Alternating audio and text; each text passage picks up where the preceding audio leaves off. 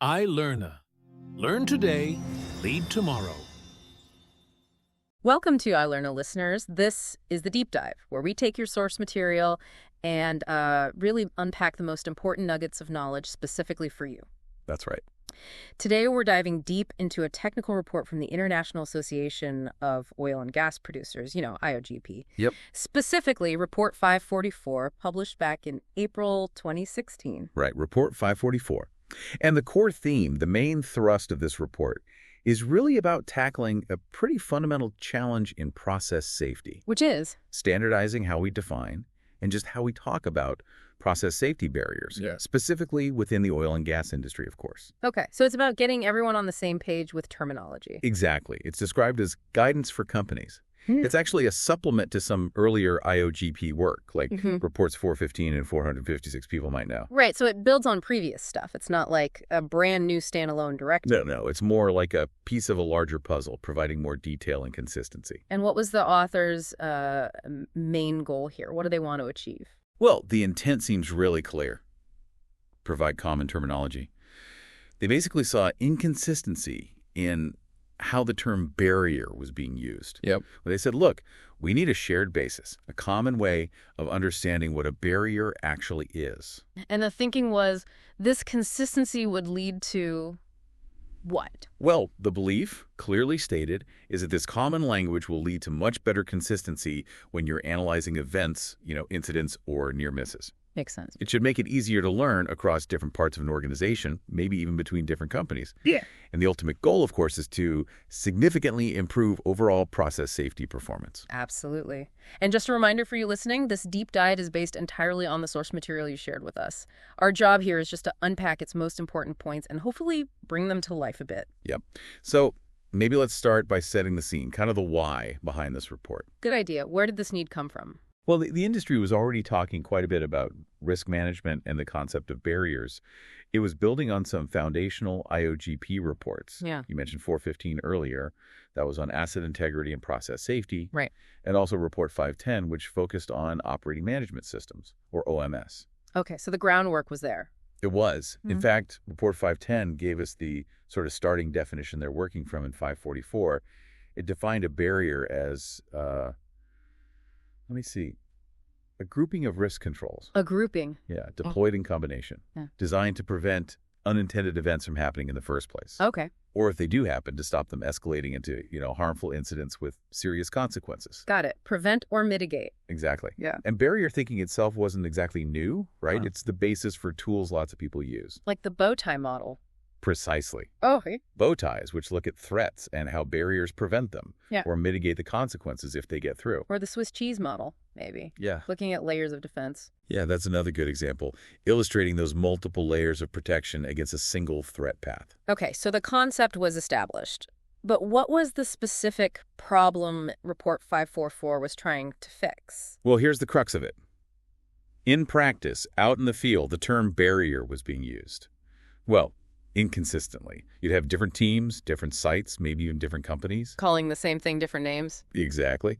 Or maybe lumping different types of controls together under one vague barrier label. It wasn't precise. And why does that inconsistency matter so much? What's the impact? It matters hugely when something goes wrong or nearly goes wrong, because if you don't have consistent terms, it becomes incredibly difficult to reliably link the actual causes of an event back to the specific controls, the specific barriers that didn't perform as expected. Right. If you can't even agree on what failed, how can you possibly figure out the right fix? You've got it. How can you identify the right improvements?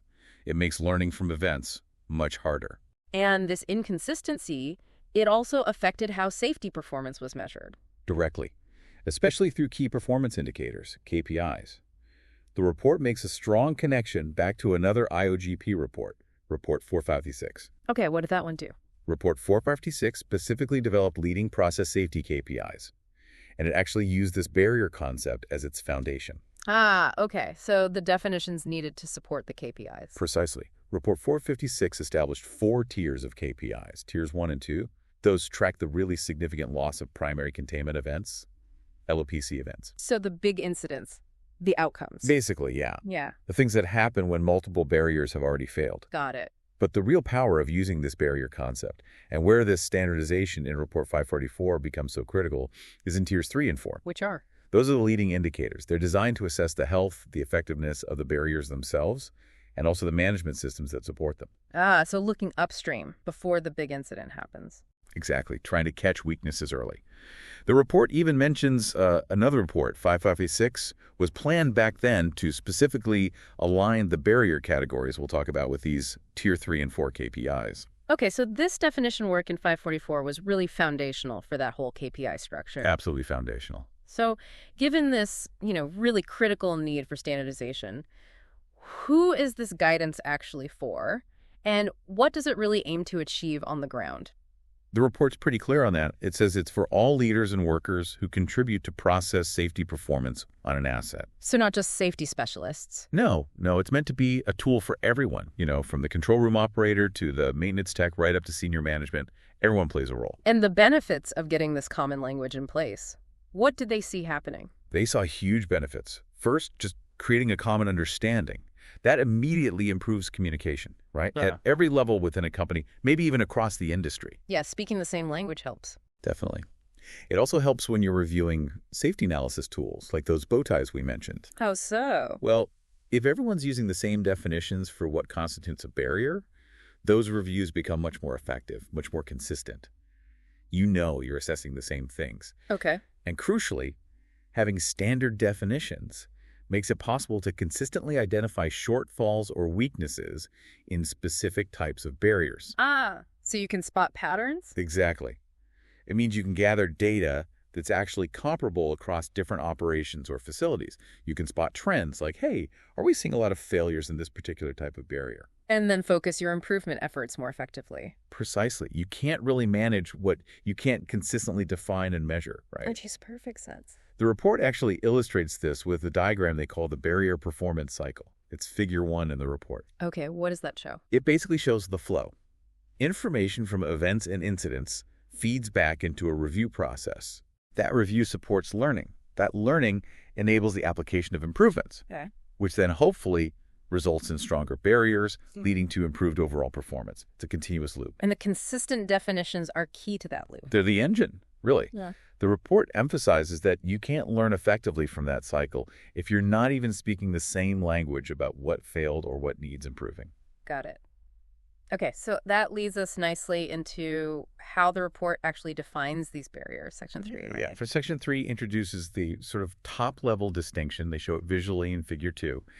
It breaks barriers down into two primary types, hardware barriers and human barriers. Hardware and human. And these are the two main types of controls you put in place, either to prevent threats from causing an event in the first place, or to reduce the consequences if an event does occur, maybe because some initial layers failed. Prevent or mitigate again. Right. And here's a point the report really stresses, and it's, I think, critical for understanding their framework. Both the hardware barriers and the human barriers are supported by something else. Supported by what? By management system elements. Management system elements. Okay, what are those? Think of them as the underlying processes, the procedures, the systems, the organizational stuff that ensures the hardware barriers are designed right, built right, maintained correctly. Okay. And also ensures that people are capable, trained, and disciplined when they're acting as human barriers. They're the foundation. Right, the system behind the physical stuff and the people stuff. Exactly. And the report provides specific definitions for each. Let's hear them. Hardware barriers first. Okay. Hardware barriers are defined as the engineered systems. So think physical equipment pipes, vessels, relief valves, shutdown systems, fire protection, that kind of thing. The tangible stuff. Yeah. They're designed and managed to prevent or mitigate events. Now, people are obviously involved in checking them, maintaining them. Yeah. But the barrier itself is the engineered system, the hardware. Okay. And human barriers. These rely on people's actions, their capabilities, their behaviors, crucially their adherence to procedures. It's about what people do or don't do to prevent or mitigate events. Got it. People's actions. And finally, those management system elements. They define these as the documented processes and practices. The procedures, the plans. Exactly. Plans, procedures, training programs, competency systems. All the things that support the hardware and human barriers, making sure they function correctly. Okay, so hardware, human, and the management systems supporting them. That's the core structure. And they make a really important distinction here, just for clarity. Oh, what's that? They point out that the human barriers are not the specific tasks people perform to check or maintain the hardware. Ah, okay. So inspecting a valve isn't a human barrier in this model? Correct. That task, inspecting the valve or calibrating a sensor, that falls under the supporting management system elements. Specifically, it would likely be part of processes like maintenance and inspection or technical integrity. I see. So the human barrier is more about, say, following the operating procedure correctly, whereas the maintenance procedure is a management system element that supports the hardware barrier. You've got it. That separation helps avoid confusion when you're analyzing failures later on. Yeah. Did the procedure fail, management system, or did someone not follow the procedure, human barrier, or did the hardware itself fail, hardware barrier? Okay, that's a useful distinction. Yeah. So Section 4 then digs into the hardware barriers. Yeah, Section 4 drills down into the specifics of hardware barrier categories. The report lists 8 main categories for these engineered safeguards. 8 main types of hardware barrier? Right. And it acknowledges that, individual companies might define subcategories a bit differently based on their specific assets. Sure. But the goal is for everyone to align their specifics under these main 8 headings for consistency. Can you give us a flavor? What kind of things fall under these 8? Sure.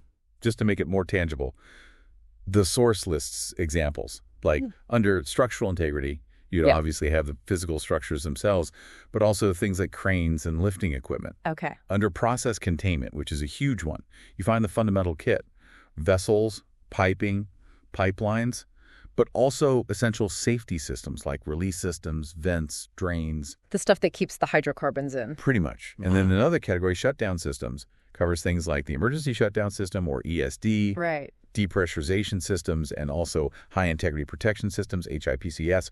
These are all those engineered layers designed into the facility. Got it. Physical layers of protection. Exactly. So then Section 5 goes on to the other main type, human barriers. Correct. Section 5 looks at the human barrier categories, and here the report lists 6 main categories. 6 for human barriers, and these rely on... As the name suggests, they depend entirely on people, their actions, their capabilities, their decisions.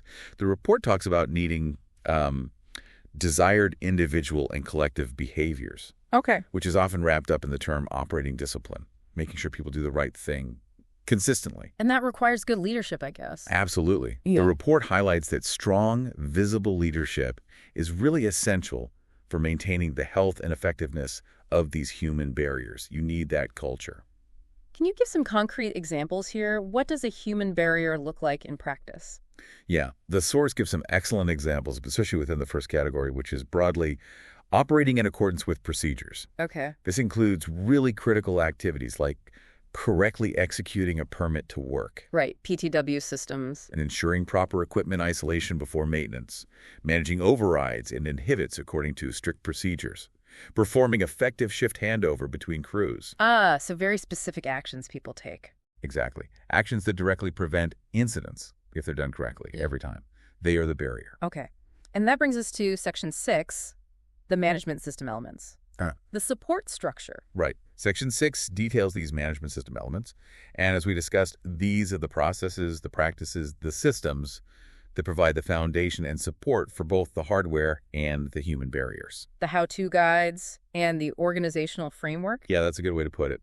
They typically fit within that broader operating management system framework, the 10 elements outlined back in IOGP Report 510. And can you give examples of these? What does a management system element look like? Sure. The report lists several very clear examples of processes that function as these supporting elements. Think about the system for permit to work, the procedure itself, the training, the authorization levels. Okay, the PTW system, not just the act of doing one. Exactly. Or the management of change process, MOC. How do you handle alterations to equipment or procedure safely? That process is a management system element. Right. Emergency response procedures. The plan for how people should react in a crisis. Competency management, how you ensure people have the right skills and knowledge. Training assessment. Yep. Technical integrity programs, how equipment is designed, built, commissioned, maintained throughout its life. Equipment isolation procedures, the specific steps for making equipment safe to work on. So these are the documented systems that enable the hardware and human barriers to actually exist and function correctly over time. Precisely. They provide the structure and the assurance. Okay, this is starting to form a clear picture. Hardware, human, supported by management systems. So Section 7 then brings it all together. How are these definitions used? Yeah, Section 7 is about categorizing events and improving effectiveness. This is where, as you say, the rubber meets the road. How do you use this framework when something goes wrong, or nearly goes wrong, to actually learn and improve? Right, the practical application. So when an event occurs, these definitions provide the structure for analyzing what happened. And it connects back to those KPI tiers we talked about.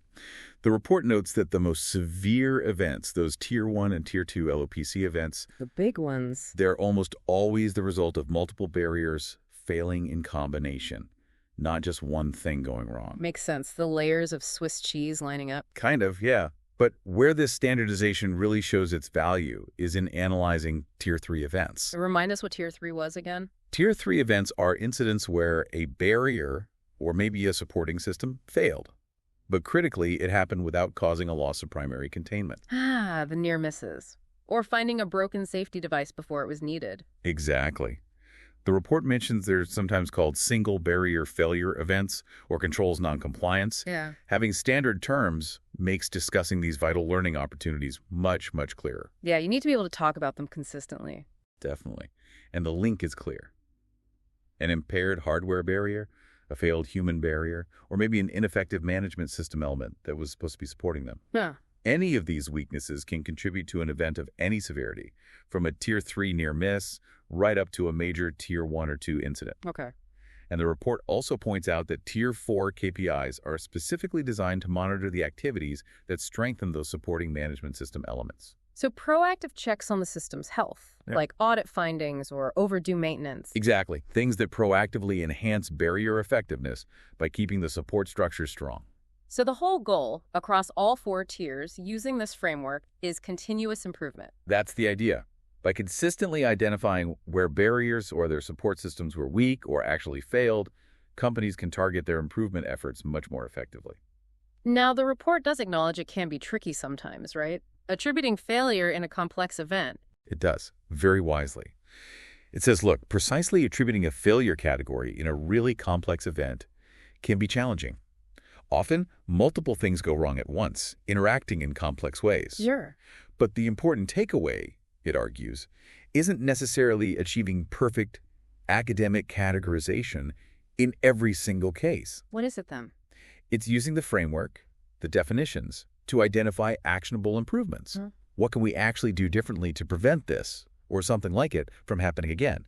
That's the focus. Practical learning over perfect label. Exactly. And it uses a helpful example to illustrate this. Oh, yeah. Imagine an individual fails to recognize a hazard.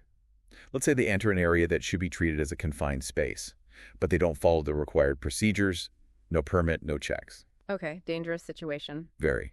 Now, you could initially categorize that as a human barrier failure, Yeah. right? Specifically failing to operate according to procedures. Seems straightforward. But the analysis shouldn't stop there.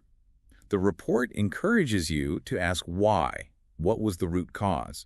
And that might trace back to a failure in a management system element. Like what? Well, perhaps there was inadequate communication about the hazard, maybe signage was poor or the pre-job brief didn't cover it. Okay. Or maybe it was insufficient competence management. Perhaps the person wasn't properly trained or assessed on confined space entry risks. Ah, so the immediate failure was human action, but the underlying cause was a system weakness. Precisely.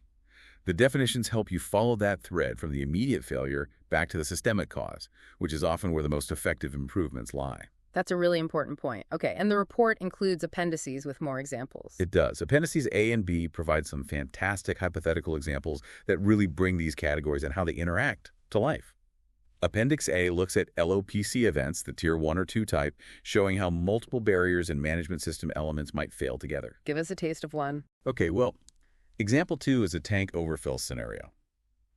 The report uses this to show failures in hardware barriers, like maybe the flow totalizer or the shutdown system didn't stop the flow when it should have, And maybe the drains couldn't handle the overflow. Multiple hardware failures. Right. And maybe there was also a human barrier failure. Perhaps the operator response was delayed for some reason. Okay. And then these immediate failures are linked back to potential weaknesses in the supporting OMS procedures, like the standard operating integrity procedures or the emergency response plan. It shows that chain reaction. Got it. Multiple layers failing. Yeah. Or another one, example 4, involves a hose rupture leading to a fire. That clearly involves a hardware failure, the hose itself, which is part of process containment. Right. But maybe there was also a breakdown in a human barrier beforehand. Perhaps the proper checks weren't done when that temporary hose was authorized and installed. Linked to procedures. Could be. And then you have the human barrier aspect of the emergency response itself. Yeah. How did people react? All potentially tied back to OMS elements like management of change was adding that temporary hose managed properly, and the emergency response procedures. Okay, complex interactions. Very. One more from Appendix A, example 6, is a pump seal leak offshore. Here, the leak itself is a hardware failure, process containment. But maybe the gas detection system also failed to alarm correctly. Another hardware failure, fire and gas detection. A double hardware issue. And then maybe the operators failed to notice the leak during their rounds. Human barrier failure, surveillance, or rounds. Or perhaps they didn't respond effectively to other alarms that did come up. Human barrier response to alarm subset. Wow. Okay. So you see multiple hardware and human failures, all potentially linked back to underlying OMS systems like competence management, where the operator's trained, operating integrity, design integrity, emergency response. These examples really show how intertwined these layers are in a real event. They really do paint a picture. And Appendix B, what's in there? Appendix D is just as valuable, I think. It focuses on events where a barrier failed, but without a loss of primary containment. Those crucial Tier 3 events, the near misses. Learning before the Big Bang. Exactly. Example 2 is a really simple but powerful one. A shift handover isn't done effectively. Maybe information is missed or not understood properly. Happens all the time. Right. And that's classified as a human barrier failure, acceptance of handover. It creates risk, even if nothing bad happened this time. And it's directly linked back to the shift handover procedure, which is a supporting OMS element. Clear link. Then example 3 involves a supervisor out on a permitted job. They smell hydrocarbons, a clear hazard indicator, but they fail to stop the job and report it, maybe because they're under pressure. Oh, dear. That's a clear failure. Human barrier failure, failing to operate according to procedure, failing to report a hazard. And it's tied back to the permit to work system, the OMS element, which relies on people following all its steps, including stopping work if conditions change. A breakdown in expected behavior. Yes. Yeah. Caught before an incident, maybe, but still a definite barrier failure. And one more, example 8, is fascinating. Control room operators fail to recognize a pressure buildup on some equipment, despite alarms going off. Human barrier failure, response to alarms. Okay. But then, an off-shift foreman happens to be walking past, hears an unusual noise from the equipment, recognizes the danger, and intervenes, preventing a potential failure. Wow. Saved by chance, almost. Kind of. So you have a human barrier failure, operators, and then another crucial human element, the foreman's intervention, acting as an informal recovery. And it's all linked back to operating integrity within the OMS framework. It shows how different layers interact, and sometimes, thankfully, catch each other's failures. These examples, even though they're hypothetical in the report, they feel very, very real if you've worked in these environments. They do. They make the categories much more concrete and really hammer home why having these standardized definitions is so vital. It lets you consistently analyze why things happened or nearly happened so you can actually learn effectively. So wrapping things up then, this IOGP Report 544, it's fundamentally about building a common language, isn't it, for process safety barriers? That's the core of it, yes. It provides the industry with a consistent, structured framework to analyze events, whether they're major incidents or those crucial near misses and single barrier failures. And this common language, it doesn't just make the analysis easier. No, it enables genuine learning and sharing of insights across different facilities, different parts of a company, maybe even across the whole industry. Right. And maybe most importantly, it allows organizations to focus their improvement efforts much more precisely, targeting the specific types of hardware barriers, human barriers, or those supporting management system elements where the analysis shows the weaknesses really lie. Okay. And it's important, as always, for us to state that this conversation has been our interpretation, our breakdown of the key points we see in IOGP Report 544 based on the source material you provided for this deep dive. Absolutely. For the complete definitive details, all the nuances, the full context, the exact wording of definitions, we strongly encourage you, the listener, to refer to the full report itself. You can usually find it published on the IOGP website. Definitely worth looking up if this is relevant to your work.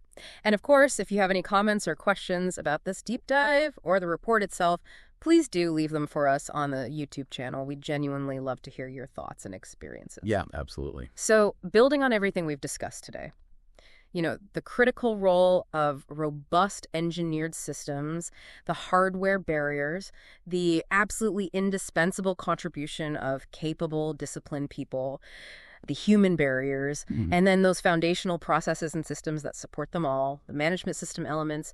It really makes you wonder, doesn't it? Which of those three pillars, hardware, human, or management system, do you think is the most consistently challenging to get right and keep right in practice across the whole organization? What does your experience tell you? Is it the engineering, the people, or the systems underpinning it all? That is a really good question. Something for people to definitely ponder based on what they've heard today in their own context. A powerful thought to mull over. Indeed. All right, that's it for this deep dive into IOGP Report 544. Thanks for joining us.